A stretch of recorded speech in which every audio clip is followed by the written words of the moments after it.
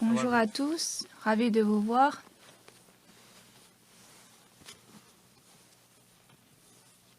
Je suis en quarantaine. Je ne peux pas aller au culte.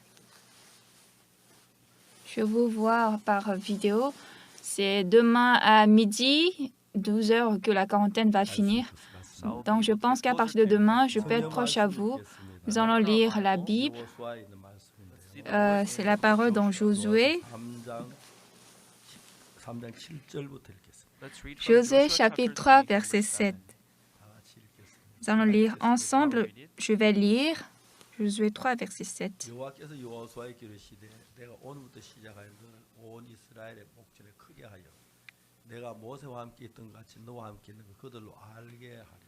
L'Éternel dit à Josué, « Aujourd'hui, je commencerai à t'élever aux yeux de tout Israël, afin qu'ils sachent que je serai avec toi comme j'ai été avec Moïse. »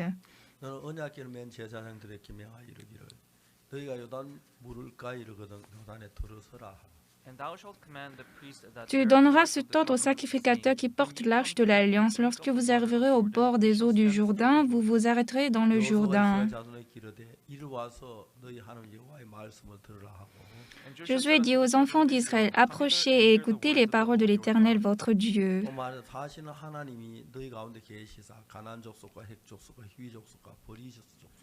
Josué dit, « À ceci vous reconnaîtrez que le Dieu vivant est au milieu de vous et qu'il chassera devant vous les Cananéens, les Héthiens, les Héviens, les Phéréziens, les Girgasiens, les Amoréens et les Jébusiens. »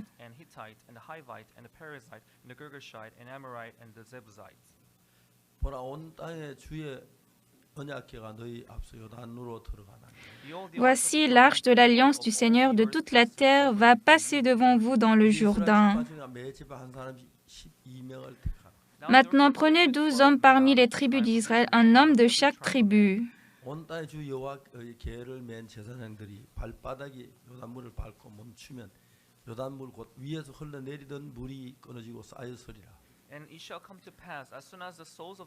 Et dès que les sacrificateurs qui portent l'arche de l'Éternel, le Seigneur de toute la terre, poseront la plante des pieds dans les eaux du Jourdain, les eaux du Jourdain seront coupées, les eaux qui descendent d'en haut, et elles s'arrêteront en un monceau.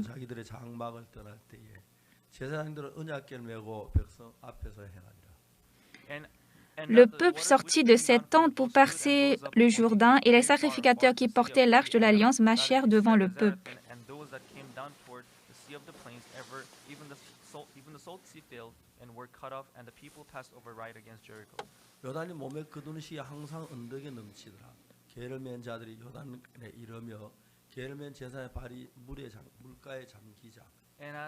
Quand les sacrificateurs qui portaient l'arche furent arrivés au Jourdain et que leurs pieds se furent mouillés au bord de l'eau, le Jourdain regorge par-dessus toutes ses rives tout le temps de la moisson.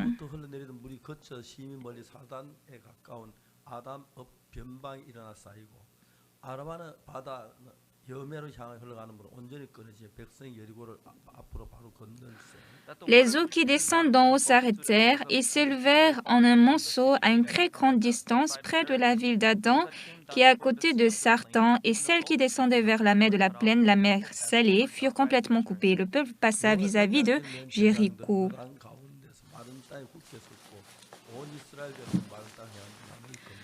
Les sacrificateurs qui portaient l'arche de l'Alliance de l'Éternel s'arrêtèrent de pied ferme sur le sec, au milieu du Jourdain, pendant que tout Israël passait à sec, jusqu'à ce que toute la nation eût achevé de passer le Jourdain. J'ai lu jusqu'au verset 17. Lorsque nous sommes en Jésus-Christ, nous sommes très reconnaissants à Dieu parce que il semble que c'est nous qui faisons une tâche ou quelque chose. Mais en réalité, c'est Dieu qui travaille, c'est ça qui est très étonnant. Bien-aimés, ce que nous pouvons nous glorifier, ce n'est pas notre bien, notre sagesse ou notre force, mais c'est que Dieu vit au milieu de nous. Oui, lorsque nous vivons la même vie, c'est vrai, il y a des handicaps, il y a des problèmes. Mais comme nous sommes des hommes de Dieu,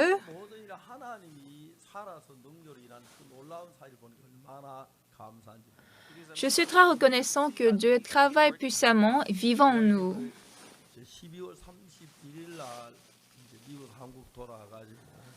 Le 31 décembre, je suis rentrée en Corée des États-Unis. Je suis mise en quarantaine. Et donc, demain, midi, je vais sortir. En fait, j'ai beaucoup pensé où est-ce que je vais faire la quarantaine. Parce que dans l'église, il y a beaucoup de choses à faire, il y a des entretiens à faire. Donc, j'ai pensé à faire la quarantaine à l'église. Mais une chose très, très étonnante est passée. Le bureau où je suis, en fait, pendant des années, ça n'a pas changé. Nous avons fait la conférence du CLF à l'hôtel, à K Hotel. Et un pasteur est venu devant et il a dit, quand je suis entrée dans le bureau du pasteur Osupak,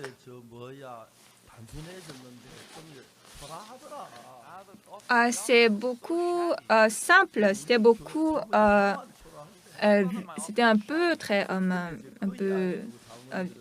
un peu ville. Et en fait, moi, j'ai pensé mon bureau n'est pas du tout n'est pas du tout vilain. Mais les anciens écoutaient ça. Et après, quand je suis entrée des États-Unis, j'ai vu que le bureau était complètement changé. Je suis reconnaissant parce que le bureau est devenu plus grand. Et à côté, il y avait une petite chambre. C'est petit, mais ils ont fait la salle de bain. Ils ont fait aussi les toilettes. Ils ont aussi mis la chaise de massage. Ils ont aussi mis un petit lit. Donc, je n'ai aucun déconfort. Je suis très commode ici. C'est petit, mais je suis à l'aise. Ah, ça, c'est très bon pour moi. Dieu m'a donné une bonne place pour faire la quarantaine. Donc, depuis que je suis entrée en Corée, je dors ici. Donc, par Internet, je peux faire beaucoup d'entretiens avec beaucoup de personnes. La semaine passée, cette semaine, j'ai prêché la parole 2 fois. Je suis très reconnaissant à Dieu. Si quelqu'un me donne à manger, je mange. Donc, je mange 3 fois par jour. Je suis très reconnaissant à Dieu.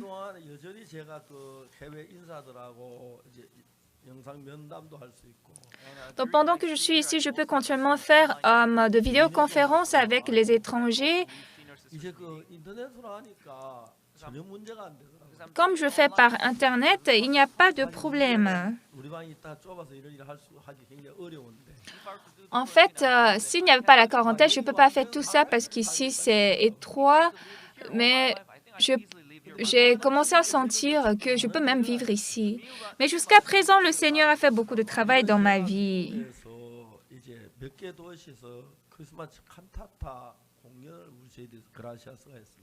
Cette fois-ci, aux États-Unis, la Corée Gracias a fait la cantate de Noël. Et nous avons également rassemblé les pasteurs. Nous avons fait le CLF. Après le CLF, nous leur avons offert un peu de repas. Et après, nous allons voir la cantate de Noël. Lorsqu'ils sont nombreux, ils étaient au nombre de 500. Lorsqu'ils sont peu, ils sont au nombre de 300. C'était très bon. C'est à Albuquerque qu'on a fait la première cantate de Noël. Et à Albuquerque, il y avait 4000 personnes qui sont venues. J'étais très étonnée parce qu'Albuquerque, c'est une très petite église. Après, je suis allée à El Paso. Là, 6000 personnes étaient venues. J'étais très reconnaissant. Après, nous sommes allés à San Antonio. 8000 personnes étaient venues. Finalement, à Houston, on a fait la cantate dans un centre et il y avait 10 000 personnes qui sont venues. Le maire de Houston était très content. Oui, c'était avant la prestation. Ce jour-là, à tous les citoyens de Houston, il a nommé le jour, ça c'est le jour de Pasteur Osupak. À Houston, environ 10 000 personnes sont venues. En fait, je ne pouvais pas bien croire comment nous pouvons remplir 10 000 personnes ici, mais presque tous les sièges étaient remplis. Et nous sommes directement allés à Dallas, on a fait le camp et puis je suis rentrée en Corée. Ce matin, en dormant, je me suis réveillée à l'aube. C'était 3 heures ou 4 heures. J'ai appelé le pasteur Park Sang-dok qui est ministre à Houston. Et quand j'ai appelé, qui a reçu l'appel? C'était l'ancien Park Sang-dok.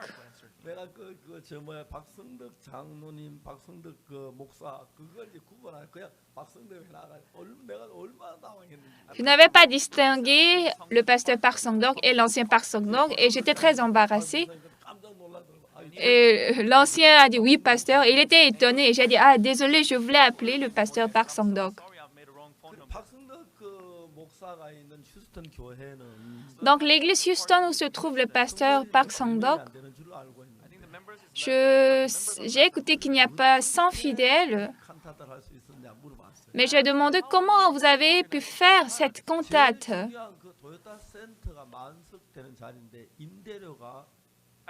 La chose la plus importante, en fait, le centre Toyota, c'est 10 000 chaises, mais le loyer, c'était combien tout à l'heure?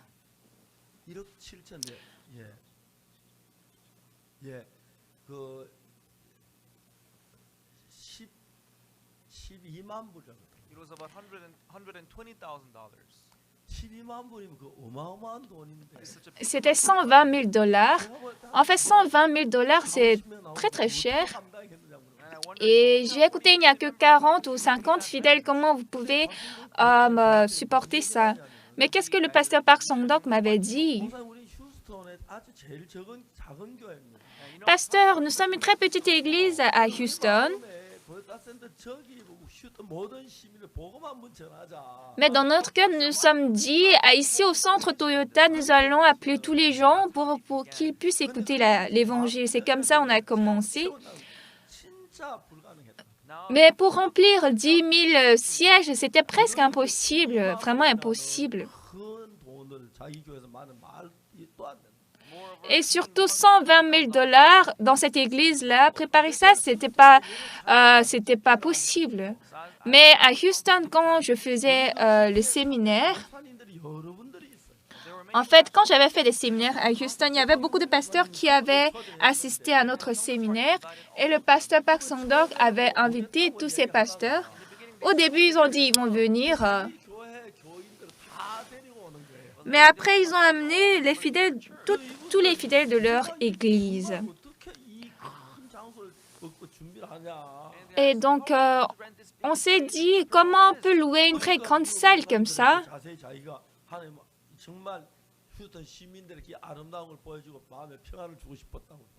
Donc, le pasteur a dit qu'il voulait donner vraiment la paix et cette beauté aux citoyens de Houston. Et donc, beaucoup de pasteurs, ils ont, sur le terrain, ils ont écrit la chèque et ils ont donné au pasteur. Certains, ils ont écrit 200 dollars, certains 1500 dollars. C'est comme ça, les membres de l'Église ont collecté de l'argent et ça fait 120 000 dollars au total. Mais on s'est dit, même si on loue cette place, est-ce que ces sièges seront remplis? Mais ce maire a fait un jour, le jour de pasteur Osupak. Comment ce jour est devenu le jour de pasteur Osupak? Et donc, ce jour-là, ce n'est pas seulement les citoyens de Houston qui sont venus. En fait, Houston, c'est une ville qui est au sud des États-Unis et elle est proche au Mexique.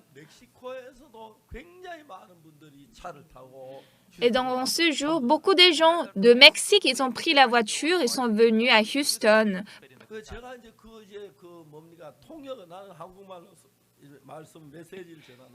Et moi, je prêche, je donne le message en coréen. Donc, parmi les citoyens de Houston, il y a des gens qui connaissent l'anglais, mais les gens de la localité de Mexique connaissent l'espagnol.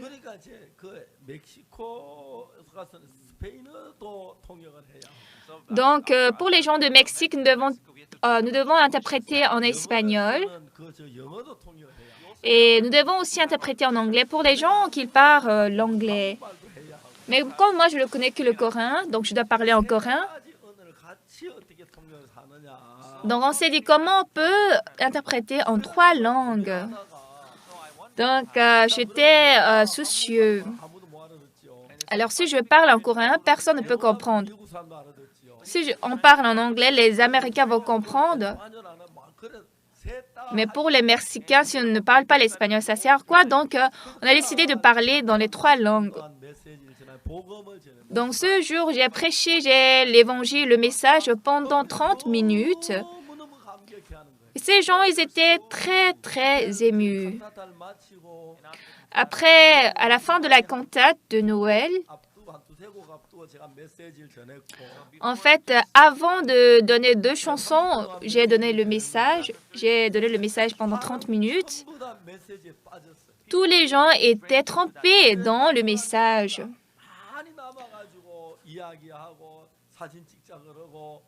Et même à la fin de la cantate, beaucoup de gens ont attendu, ils ont dit, ils veulent faire de photos avec moi, ils veulent parler avec moi. Donc, ce matin, quand j'ai appelé le pasteur Park Sang-dong et j'ai écouté minutieusement sur ça,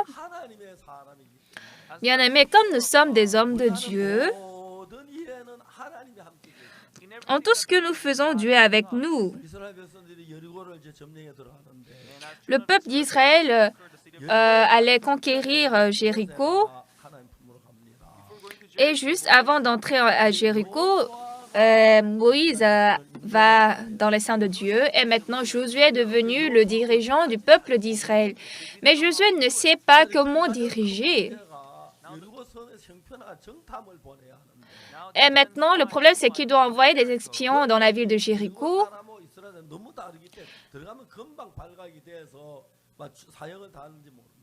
Et à l'époque, comme les Israélites étaient beaucoup différents des gens de Jéricho, donc lorsqu'ils entrent en Jéricho, ils seront directement su et on peut les exécuter. Mais dans tous les cas, entrer dans Jéricho, c'était très étonnant. Mais la deuxième étape, c'était de traverser le Jourdain. Il y a longtemps, j'ai visité le Jourdain. Maintenant, le Jourdain, il n'y a pas de l'eau, c'est comme un bas-fond. L'eau n'est pas propre, c'est du bas-fond, c'est sale.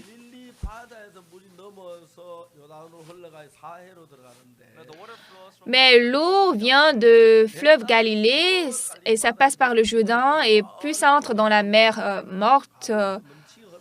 Et j'ai écouté avant, chaque fois, il y avait de l'eau au Jourdain, plein d'eau. Depuis que le peuple d'Israël a commencé l'agriculture, ils ont pris toute eau de Jourdain. Et j'ai écouté maintenant, l'eau du Jourdain coule en dessous de la terre et ça entre tout dans les champs. Et c'est pourquoi l'eau ne coule pas sur le sol. Mais à l'époque, l'eau était remplie et était jusqu'au niveau de la vallée. Et comment ils vont traverser le Jourdain? C'est absurde. Et troisièmement, la ville de Jéricho était très forte et ils ne pouvaient pas pénétrer. Aujourd'hui, le pasteur Kim Kwang a témoigné.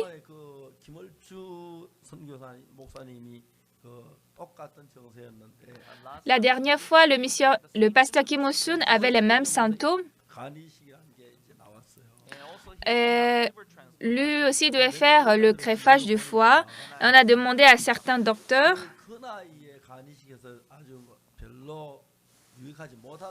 Et on a dit qu'à ce âge, si on fait le greffage du foie, c'est pas trop utile, c'est pas trop bon. Et à l'époque, la technique de greffage du foie n'était pas bon comme aujourd'hui et donc il ne pouvait pas faire le greffage du foie. Donc le pasteur Kim Il-sung, il est décédé. Mais le pasteur Kim Kwang-un, il doit faire le greffage du foie.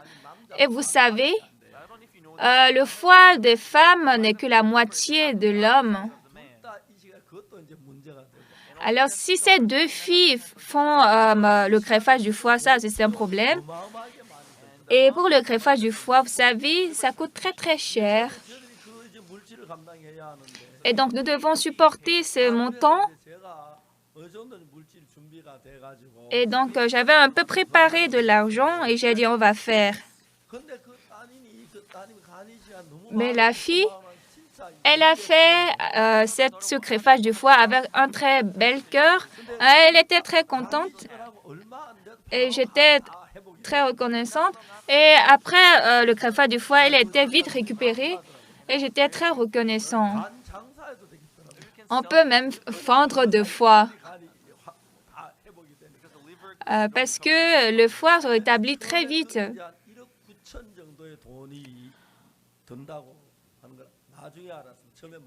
Au départ, j'ai écouté après, je ne connaissais pas ça au début, que ça coûte environ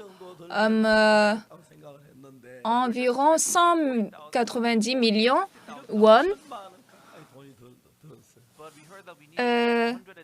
Je croyais que ça va coûter seulement 4 millions, 5 millions, mais ça fait 190 millions won. Mais l'argent que j'avais manquait beaucoup, mais les anciens ont donné 4,7 millions won. Mais ça aussi, ça manquait, ce n'est pas suffisant. Mais dans les centres de sponsorisation, donc vraiment, ce qu'on devait faire, c'est juste donner un peu de l'argent et le reste, ils ont tout sponsorisé. Vraiment, Dieu avait tout préparé. Je suis très reconnaissante, nous avons fini le greffage du foie. Et j'écoute qu'au jour le jour, il va bien et je voulais le voir. Et ce matin, je suis très reconnaissant qu'il est venu témoigner. Plus exactement, il n'y a personne qui connaît son propre avenir. Mais Dieu, il prépare notre avenir à l'avance. Houston, nous avons fait la cantate de Noël. Et l'année dernière, à ce temps-ci, qu'est-ce qu'on avait pensé? En décembre, à cause du COVID-19, on a pensé que la cantate de Noël serait impossible. Donc, on a réfléchi comment on va faire ça. Donc, nous avons discuté, on a dit qu'on va faire un film. Mais la chorale, elle a fait le film et c'était très, très étonnant parce que à proximité de Dallas, il y a un assemblage du pays d'Israël. Et c'était vraiment très isolé cet endroit. Et pendant le tournage, il y avait des loups qui sont apparus et c'est très dangereux. Et devant moi, cet endroit était vraiment moche, cette ville. Mais j'ai vu qu'ils ont très bien filmé, ils ont très bien tourné le film. Donc Dieu a tout préparé. Ils ont tourné le film juste pendant 2 mois. Ce film commence par l'étoile qui montre la naissance de Jésus. Donc, depuis l'apparition de l'étoile jusqu'à la naissance de Jésus-Christ, cette histoire qui ne fait que 24 heures, ils ont formé cette histoire en film. Et ce film était vraiment très touchant. Moi, j'étais étonnée.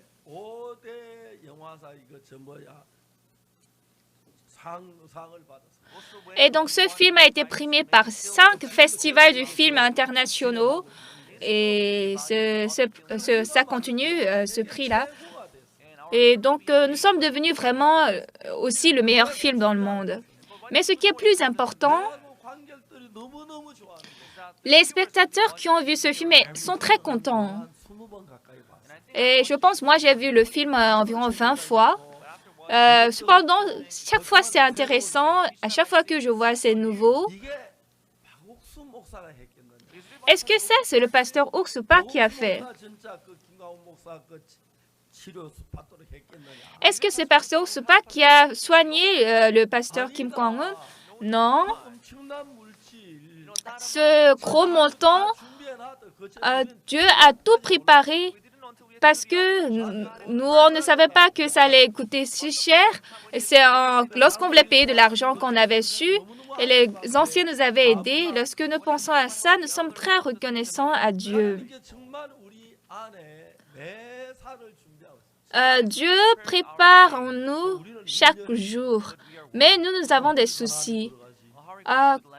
Comment nous pouvons entrer dans la terre de Canaan? Cette ville est très forte. Comment nous pouvons entrer ici? Comment nous allons traverser le Jourdain? Ensuite, comment nous allons envoyer des espions à Jéricho? Mais nous pouvons voir que toutes ces choses, Dieu règle exactement. Ce matin, quand je me suis réveillée à l'aube, j'ai lu la Bible, j'écrivais, je préparais le sermon de ce matin et j'ai appelé le pasteur Park Sang-dok le matin. Normalement, je devais écrire ancien Park Sang-dok, pasteur Park Sang-dok, mais j'avais juste écrit Park Sang-dok.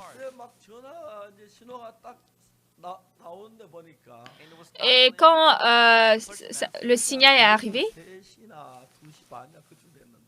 je pense que c'était 3h ou 2h30 du matin, l'ancien Park Sang-dok était très étonné.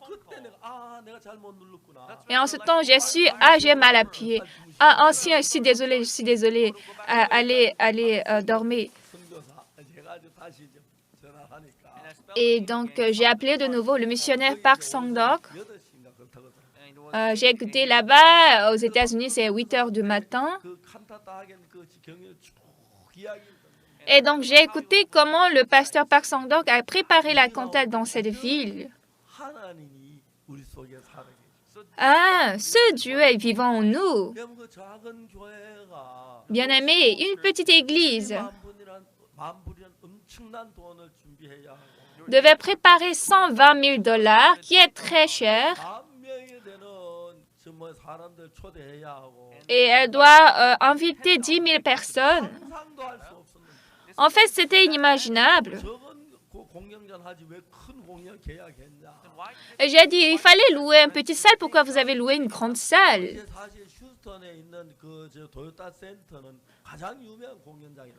En fait, j'ai écouté que le centre Toyota qui est à Houston est une salle de concert la plus fameuse. Et donc, ils se sont dit, nous allons faire ici le concert avec le pasteur Park. Dieu sera content. Nous allons prêcher l'évangile à beaucoup de citoyens.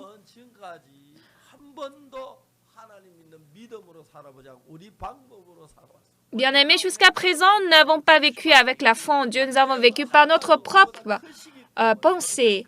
Mais comme Dieu est plus grand que nous, faire avec notre propre méthode, Dieu n'est pas content de ça.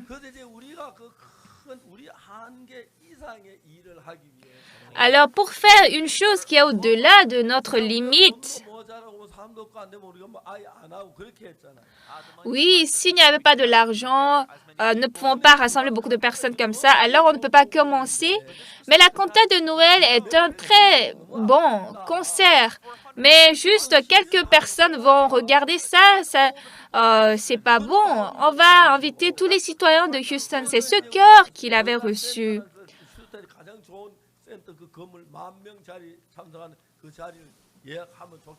Et donc, on s'est dit, nous allons louer le centre Toyota qui peut contenir 10 000 personnes.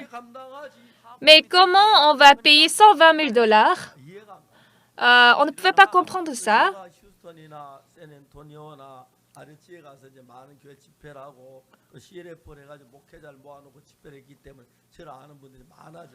Mais comme à Houston, à San Antonio, à Artiez, je suis allée dans cette ville, j'ai fait beaucoup de séminaires et beaucoup de pasteurs me connaissent à travers le CLF. Et donc, j'ai discuté avec ces pasteurs et ce pasteur a dit, nous voulons faire le CLF ici. Les pasteurs étaient très contents. Qui vont prester? Ah, c'est la chorale Gracias. Ah, est-ce que vous ne pouvez pas venir avec les fidèles de votre église? Bien sûr, pourquoi pas?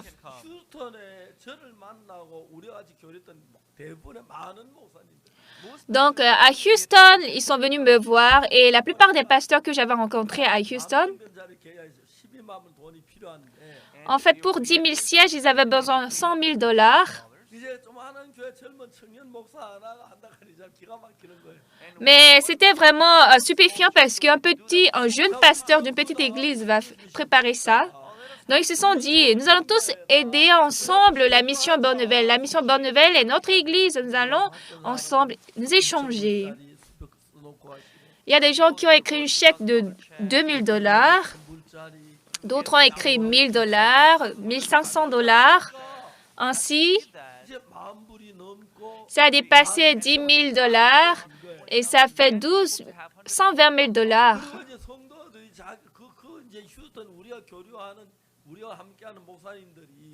Et à Houston, les pasteurs qui travaillent avec nous, je n'ai pas compté exactement, mais je pense que c'est environ une centaine. Et donc, ils se sont dit, nous allons travailler ensemble. Et comme ça, ils ont préparé et 10 000 sièges étaient tout remplis. En fait, au départ, on se dit, est-ce que c'est possible? Ah non, ça n'a pas de sens. Mais avec la foi en Dieu, nous avons avancé notre pas et Dieu a travaillé puissamment comme ça. Chers frères et sœurs bien-aimés, nous avons reçu le pardon du péché par le sang de Jésus. Et nous avons Jésus-Christ dans notre cœur. Nous sommes des enfants de Dieu qui sommes nés de nouveau. C'est vrai que Dieu nous a rendus très lacuneux, il nous a formés comme ça, mais ce n'est pas nous qui devons travailler, Jésus doit travailler. Si je veux parler de tout ça, je ne peux pas finir même cette nuit. Depuis mon salut jusqu'à présent, il n'y avait rien que je pouvais faire parce que j'avais la force. Hier, comme je suis en quarantaine dans mon bureau, je ne peux pas rencontrer les gens face à face, n'est-ce pas?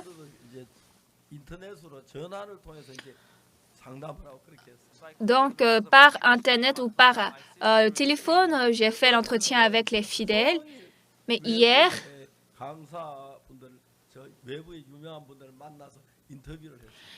toute la journée, j'ai rencontré les personnalités de l'étranger, j'ai parlé avec eux. Donc, hier, beaucoup de personnes ont écouté l'Évangile, ils ont reçu le salut.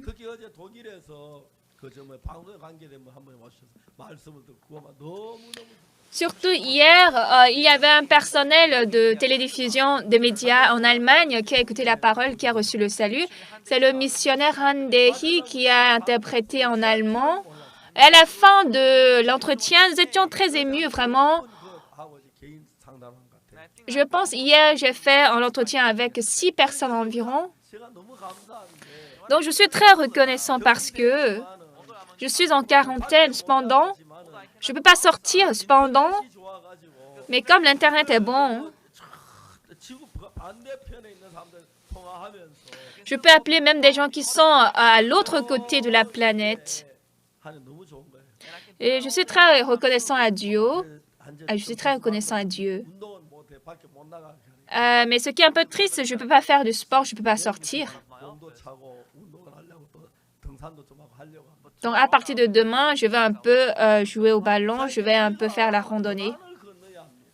Bien-aimés, maintenant, nous devons traverser le Jourdain. Il y a de l'eau jusqu'à la vallée, l'eau de Jourdain. Comment il faut faire? comment il faut traverser les rives de Jourdain.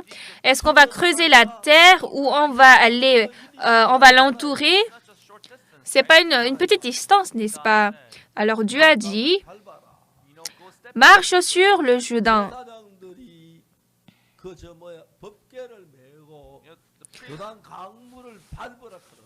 Donc, Dieu a dit que les sacrificateurs mettent l'arche sur les épaules et qu'ils marchent sur le Jourdain.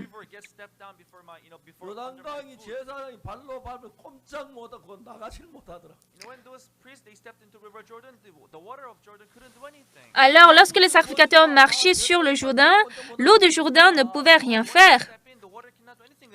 Lorsqu'ils marchaient sur le Jourdain ne pouvait rien faire. Ah, les eaux ont dit quoi? Quittons, retirons-nous. Alors, lorsque les sacrificateurs ont mis le pied dans le Jourdain, l'eau était devenue sec. Alors, les gens qui ne croient pas à Dieu ne peuvent pas croire ça, comment l'eau peut devenir sèche. Mais c'est ce que nous faisons. Oui, l'eau ne peut jamais arrêter elle-même. Elle coule, l'eau du fleuve coule. Mais si Dieu travaille, c'est possible. Oui, bien sûr. Car tous en péché sont privés de la gloire de Dieu. Cependant, à travers la grâce de Jésus-Christ, nous sommes justifiés. Et c'est très étonnant. Non, avec notre force. Mais nous sommes des gens qui vivons avec la puissance de Dieu. Nous faisons toutes choses avec la sagesse de Dieu. Si nous n'avons pas l'amour, nous utilisons l'amour de Dieu. Nous n'avons pas la justice à cause du péché, mais nous amenons la justice de Dieu, nous l'utilisons. Et comme nous sommes enfants de Dieu, nous pouvons utiliser tout ce qui est à Dieu.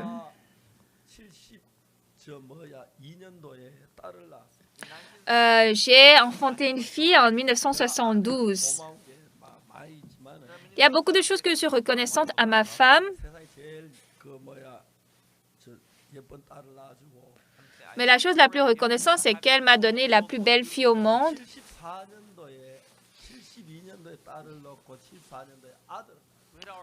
J'ai enfanté ma fille en 72 et en 74, j'ai enfanté mon fils. Et troisièmement, qu'est-ce que j'ai enfanté? En 72, j'ai donné une fille. En 74, j'ai donné un garçon. Et en 76, on a enfanté notre école de mission. Si je pense maintenant,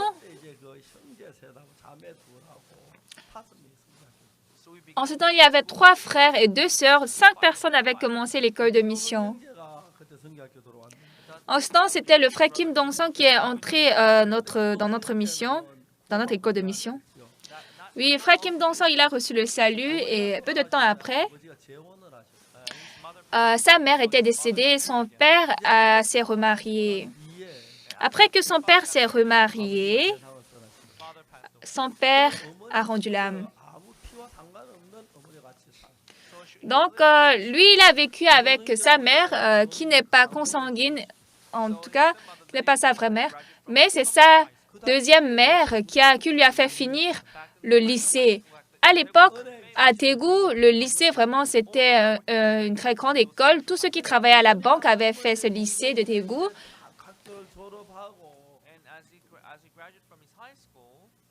Quand il a fini le lycée, il est entré dans la banque, il a travaillé dans la banque. Donc, la mère a pensé maintenant, s'il va travailler, il va nous donner de l'argent, ce sera bien pour la famille. Mais c'était à l'époque où frère Kim Dong-sung allait finir le lycée, il est entré à l'école de mission. Donc, la mère, elle était beaucoup triste dans son cœur. Elle s'est dit, c'est parce que tu n'es pas mon propre fils, mon fils, que tu fais ça. Mais cette marâtre n'a rien dit, elle n'a pas exprimé ça. Mais parfois, elle vient à l'école de mission pour voir son fils. À l'époque, notre école de mission était au 2e étage et la porte est au 1er étage. Et à l'école de mission, lorsque nous entendons la porte s'ouvrir, nous tous sommes tendus. Il y a des vieilles mères qui viennent avec des gens.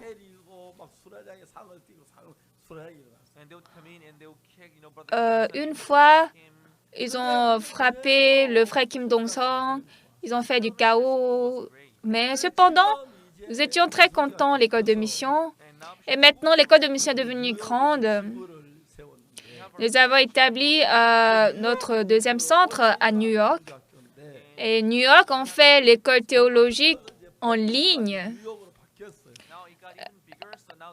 C'est devenu grand. Maintenant, le centre principal est devenu maintenant le centre de New York. Et il y a maintenant 12 000 personnes, 12 000 élèves qui viennent étudier. Je pense ce semestre, en automne, nous devons préparer la fin des cours, des études. Comment donner les cours en ligne? C'était des théories. Maintenant, nous voulons faire une classe en présentiel. Mais beaucoup de gens veulent venir en Corée, ils veulent étudier en Corée. À Suwon, cette fois-ci, nous avons préparé l'école. On a construit ce bâtiment à 4 étages. Il y a même des dormoirs, des salles de coucher aussi. Et nous allons finir bientôt cette construction. Et donc, lorsque nous pensons à ça, s'ils reçoivent au moins l'éducation la formation pendant 1 mois, si 300 personnes vont entrer, ou bien si 500 personnes vont entrer, alors en 10 mois, 5 000 personnes, n'est-ce pas? Parce que par an, on doit faire quand même pendant 10 mois. Maintenant, ça, ce n'est pas possible en présentiel. C'est pourquoi nous sommes en train de prier. Alors, ils vont recevoir la formation en Corée du Sud, ou bien ils vont recevoir la formation aux États-Unis. Ils vont aussi recevoir la formation en Amérique du Sud. Ils devront partager. Mais ces derniers temps, nous devons aussi faire la formation de l'éducation de mentalité. Et nous pouvons voir que tout ça, Dieu travaille étonnamment devant nous.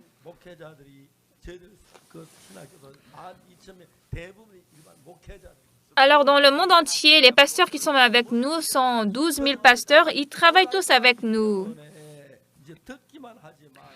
Alors, comme nous faisons en ligne, ils ne font qu'écouter, mais si nous pouvons les rencontrer face à face, nous pouvons leur donner d'entretien, on peut aussi avoir des questions-réponses. Alors, à partir de l'année prochaine, cette formation sera très, très occupée.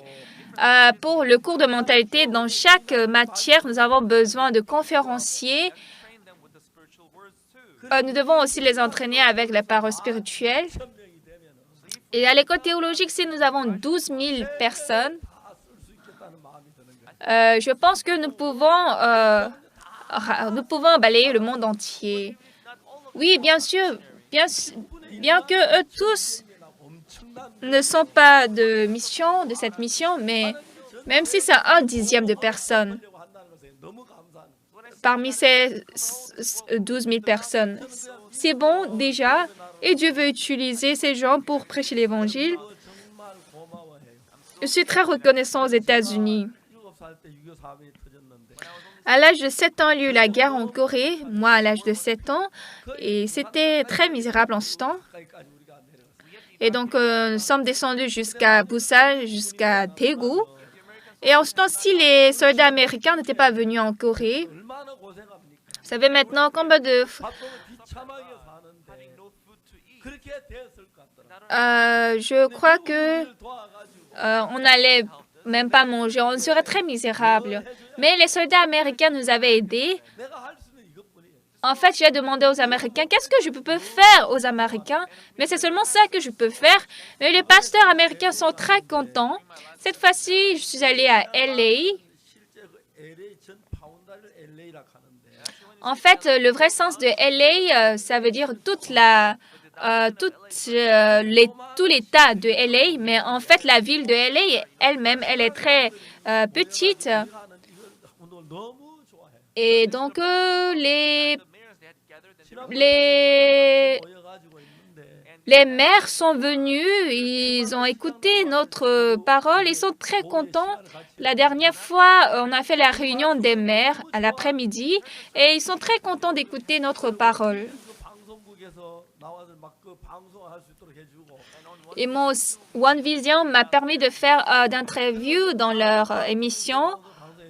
Et beaucoup d'émissions, en fait, diffusent notre prédication.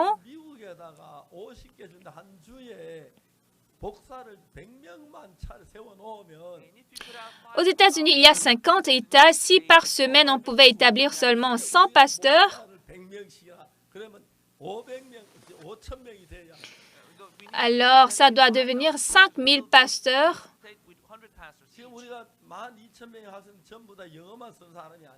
En fait, les 12 000 élèves qui sont avec nous, eux tous, ce n'est pas seulement des gens qui parlent l'anglais, ils parlent plusieurs langues.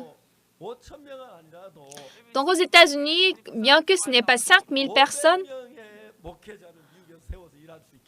on peut établir 500 pasteurs pour qu'ils puissent travailler aux États-Unis. Alors là, les États-Unis vont changer. Actuellement, les missionnaires qui peuvent travailler aux États-Unis, c'est au nombre de 70. 70 contre 500, ça c'est un très grand écart. Alors, à partir de l'année prochaine, les gens qui vont finir les études vont commencer de faire la formation aux autres. De même, nous allons aussi faire l'entraînement de l'éducation de caractère pendant 1 mois. Alors, les pasteurs du monde entier écoutent tous pour la première fois cet évangile que nous prêchons. Mais ces pasteurs veulent travailler avec nous. En fait, moi, je n'ai jamais imaginé qu'une telle chose va se passer. Je ne ministre pas bien, je ne parle pas bien. J'étais un homme très manquant devant Dieu. Mais Dieu m'a dit, fais la mission, fais l'école de mission. Dieu, qui suis-je pour faire l'école de mission? Je ne peux pas faire. Mais Dieu s'est calmé. Et donc, je me suis dit, Dieu a oublié. Mais après quelque temps, Dieu me dit encore de faire l'école de mission.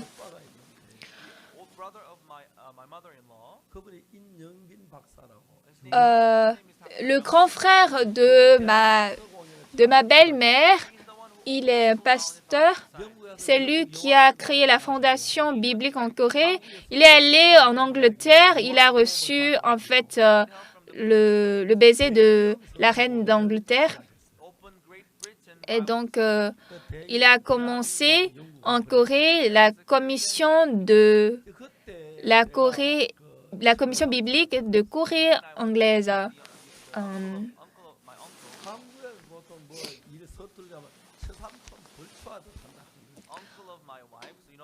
Et donc, il y a l'oncle de ma femme aussi qui a travaillé. En fait, s'il est l'oncle de ma femme, en fait, il est très loin de moi. On n'est pas, en fait, trop parentés, mais je suis allée le voir. J'ai dit, ravi de vous voir. En fait, je veux commencer l'école de mission. Est-ce que vous pouvez m'aider? Donc, je lui ai expliqué mon plan. Comme j'avais trop de fardeaux pour faire moi seule, donc j'ai demandé de l'aide. J'ai dit, est-ce que vous ne pouvez pas m'aider? Mais celui-là, il m'a dit, comment tu as eu une telle pensée? Ta pensée, elle est très géniale. Et quand j'ai écouté ça, j'étais très content. Il va m'aider. On va travailler ensemble. Il est docteur Young-min. Il est très fameux en ce temps. Mais quand il a fini de parler, il m'a dit, c'est très bon. Tu es jeune, mais comment tu as pu penser à ça? Mais tu sais, si j'étais jeune de moins de 10 ans, je pourrais faire.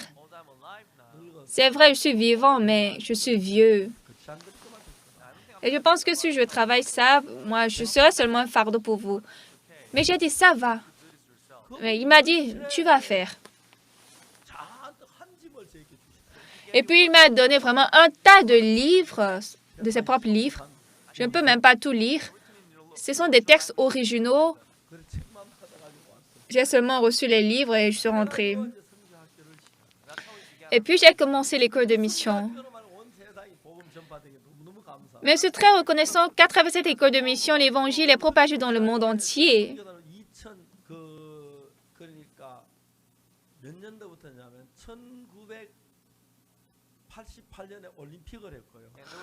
En 1988, il y a eu les Olympiques en Corée. La devise des Olympiques était « Séoul au monde, le monde à Séoul ». Mais le monde était venu à Séoul pour faire les Jeux olympiques, mais le Séoul n'était pas allé au monde. Et à l'époque, la Corée du Sud était très pauvre, on ne faisait pas de passeport.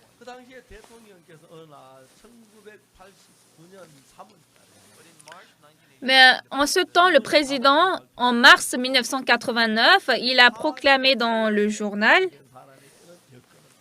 qu'aux âgés de plus de 45 ans, il va donner de passeport. Et en ce temps, j'avais presque 45 ans, je venais d'avoir 45 ans. Et donc, ma femme et moi, nous avons fait le passeport. Nous sommes allés à l'ambassade des États-Unis. Ils ont demandé, vous deux, vous êtes couple? Nous avons dit, oui, nous sommes couple. Vous les deux, vous voulez aller aux États-Unis? Oui. Ils ont dit, oh oui, bon trajet. Et ils nous ont donné le visa. Donc, en mars 1989, pour la première fois, je suis allée aux États-Unis. Là, on a rassemblé quelques Coréens. Nous avons fait un séminaire. Et ensuite, on a fait le séminaire à Berlin, en Allemagne. À l'époque, le total de notre église, de notre mission était 30. Mais à partir de 1990, nous avons envoyé des missionnaires. Et ce qui est très, très étonnant, l'économie coréenne était à terre.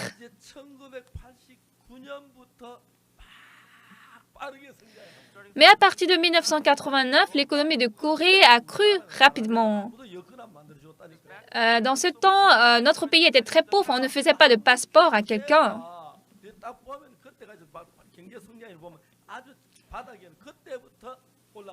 Mais lorsque nous regardons la croissance économique de la Corée, en 1989, c'était vraiment à sol l'économie, mais ça a commencé par croître très rapidement à partir de là. Depuis que nous avons envoyé des missionnaires dans le monde, l'économie de Corée aussi a cru. Dieu est content qu'on envoie des missionnaires. En fait, moi, je n'ai fait aucune grande chose, excellente chose.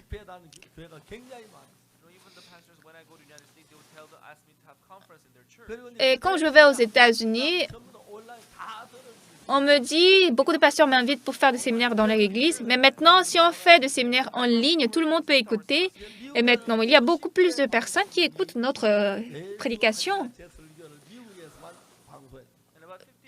Environ 50 stations de télédiffusion diffusent mes sermons chaque semaine. Et aussi, il y a beaucoup d'émissions qui font d'interviews avec moi. Il y a beaucoup de personnes qui m'aident. Au début, on se disait, comment nous allons conquérir Jéricho? Comment nous allons traverser Jourdain? Comment nous allons faire tomber les habitants de Jéricho? Oh non, c'est impossible. Mais ça, c'est la volonté de Dieu. Qu'est-ce que le pasteur Ousupak sait faire? Il ne sait rien.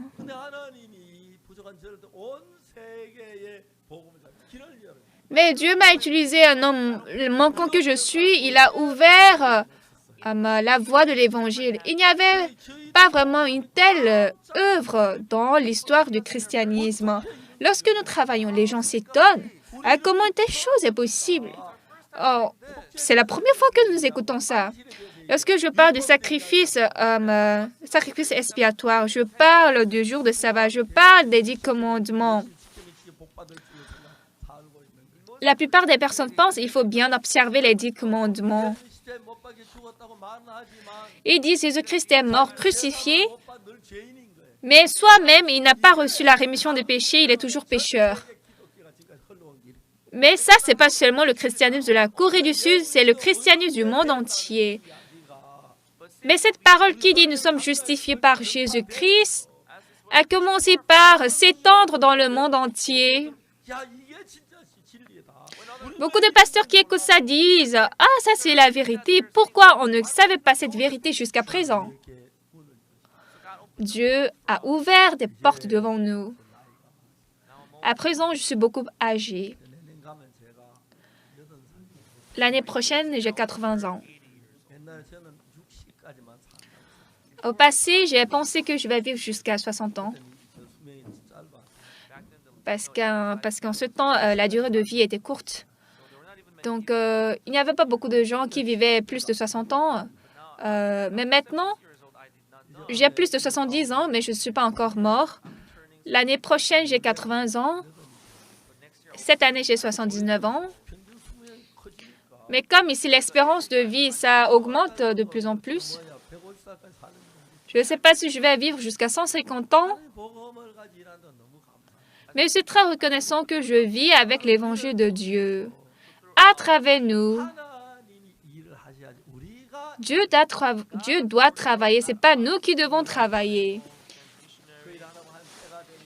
Nous envoyons des missionnaires. Après, quand le temps vient, Dieu me donne de passeport. À l'époque, on était très pauvres. On ne pensait pas vraiment à défier ça. C'est vrai qu'on ne peut pas bien traiter les missionnaires, mais maintenant, nous pouvons quand même acheter de billets d'avion pour les envoyer en mission. Mais ce qui est important, c'est que ces missionnaires tiennent, ils prennent ce pays dans lequel où ils ministrent. Pourquoi? Parce que nous prêchons l'évangile de Dieu. Dans d'autres pays, on dit, nous sommes pécheurs. Mais nous prêchons cet évangile de Jésus-Christ étonnant qui nous a sauvés. Dieu travaille en nous. Bien-aimés, lorsque nous regardons devant, c'est vrai qu'il y a des charges.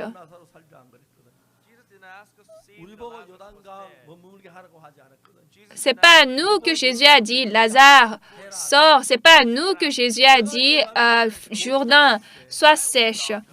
Ce n'est pas à nous qu'il a dit de conquérir Jéricho. Jésus a dit, je vais conquérir Jéricho, je vais travailler pour toi, je vais traverser le Jourdain. Ce que toi, tu vas faire, c'est seulement marcher. Moi, je vais faire pour toi. Quand je pense, je me dis, comment une telle chose est pareille dans ma vie, est possible dans ma vie? Depuis le commencement jusqu'à la fin, beaucoup de gens disent que ça n'a pas de sens. Certaines mauvaises personnes ont édité notre parole d'une manière mauvaise. Mais le juge qui est en charge de mon cas, en fait, lui, il va à l'église. Qu'est-ce que nous avons fait? Lorsque les gens mauvais ont édité mon sermon d'une manière mauvaise pour envoyer ça au juge. Donc, pendant mon procès, en fait, tous les sermons que je donnais, ils ont tapé en texte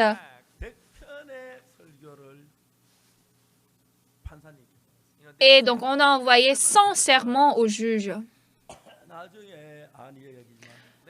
C'est après que j'ai réalisé, parmi 100, le juge a lu 10. Ce juge, il va à l'église. Si parmi 100 sermons, il a lu 10 sermons, je pense qu'il a reçu le salut à moitié quand même. J'étais très reconnaissant. J'ai écouté ce juge, il ne lit même pas les journaux. Mais il avait toutes les informations sur nous. Le frère Togigon, en pleurant, il a dit, ma fille, si elle prend seulement les médicaments, elle sera guérie. Mais le pasteur a dit de ne pas prendre les médicaments. Donc, elle est en train de prendre... elle est à l'hôpital et... ça, c'est combien de fois le cœur des parents sera déchiré. Mais en ce temps, quand j'ai écouté ça, je me disais, qu'est-ce que le juge va dire? Mais il n'a rien dit. Mais après, il a ouvert sa bouche. Oh, j'ai lu tous vos témoignages et j'étais surpris. Je ne sais pas comment le juge a lu tous ces témoignages. Et il a dit, dans le témoignage, tu n'as pas parlé comme ça, mais pourquoi ici tu parles autrement? Et ce frère, son visage est devenu rouge, puis il a baissé sa tête. Dieu a révélé tous leurs mensonges. Et le juge est changé, donc maintenant nous sommes allés à la cour d'appel. Et là-bas, un autre juge est venu maintenant. Lui, il a dit, nous ne voyons pas que vous avez l'air de vous repentir. Et donc, le juge l'a réprimé au contraire. En fait, le juge, il connaît tout. Vraiment, je pouvais voir, le procès, on ne fait pas à la légère. Donc, nous voyons toutes ces choses de la même manière. La manière dont Dieu travaille. Vraiment, lorsque j'étais en procès, ces gens, ils ont fait toutes choses. Et même, il y avait des gens qui sont de notre église, de notre mission, qui ont fait ça. Je n'ai rien dit jusqu'à présent. Mais ces derniers temps, certains ont réalisé ça. Vraiment, Dieu a révélé tout ça. Vraiment, nous, on ne savait pas cela. Nous sommes au même côté de Dieu. Même quand j'étais en procès, j'ai appelé le pasteur Im Min-chol, le pasteur Kim Jae-ho et le pasteur Yeon-mok. J'ai dit, je suis pasteur, mais je ne veux pas me concentrer dans le procès. Je vais seulement prêcher l'Évangile. Vous trois, s'il vous plaît, prenez en charge ce procès. Dieu va vous aider. Je suis très reconnaissant à ces trois frères. Ce sont des gens qui ne connaissent pas, en fait, un procès. En fait, ils prennent un cahier de notes. En fait, dans la cour, on ne peut pas enregistrer. Donc, ils écrivent dans le cahier et ils finissent le cahier de notes. Et lorsqu'ils retournent chez eux, ils lisent le cahier de notes. Les trois sont différents, ce qu'ils disent. Mais lorsqu'on met ensemble ces trois rapports, ça devient le même. Et vraiment, Dieu nous a aidés. C'était très étonnant. En fait, ces gens, pour nous attraper, vraiment, ils ont fait beaucoup de choses. Et Dieu m'a protégé. Et je pense que des gens qui sont allés à mon encontre, j'ai écouté qu'ils sont en procès maintenant. Et vraiment, je suis très reconnaissant à Dieu. Bien-aimés, maintenant, vivons pour le Seigneur. Entre moi qui me protège, entre moi qui protège moi et Jésus qui me protège, c'est incomparable. Bien-aimés, vous voulez vivre heureusement, vous voulez vivre une vie bénie, alors mettez-vous au Seigneur, confiez-vous au Seigneur. Si vous vivez pour l'Évangile, surtout quand j'étais au procès, tous ces gens qui m'avaient accusé, Dieu les a tous attrapés. Et maintenant, ce que je fais, c'est seulement, je prêche l'Évangile. Et tout ce que je fais, Dieu prend en contrôle. Vraiment, je suis rien. Mais je suis très reconnaissant que Dieu travaille pour moi. Bien-aimés, si vraiment vous êtes pour vous, par exemple, si vous devez mettre un enfant au monde, si vous devez laisser votre enfant et vous devez mourir, qui va prendre en charge de vos enfants? Il n'y a rien de bon de confier vos enfants à Dieu. Oui, je ne connais pas bien ça, mais lorsque nous vivons par la foi en Dieu, bien-aimés, plus que ce que vous faites, Dieu va vous bénir 1000 fois, 10 000 fois. Chers frères et sœurs bien-aimés de l'église de Gangnam, est-ce que vous vous aimez? Alors vivons pour Dieu. Et puis laissons Dieu pour nous. Il n'y a aucune personne plus heureuse que ça. Ah, comment on va régler ça? Ah, c'est difficile. Alors, je vais laisser ça à Dieu, après je vais faire. Ah, je vais d'abord laisser à Dieu et je vais continuer mon travail après. Bien-aimés, mais laissez tout vos travail à Dieu. Alors là, Dieu va vous bénir. lorsque ce peuple a posé leurs pieds dans les eaux du Jourdain, les eaux du Jourdain étaient coupées. Je ne sais pas, peut-être un instant c'était le jour.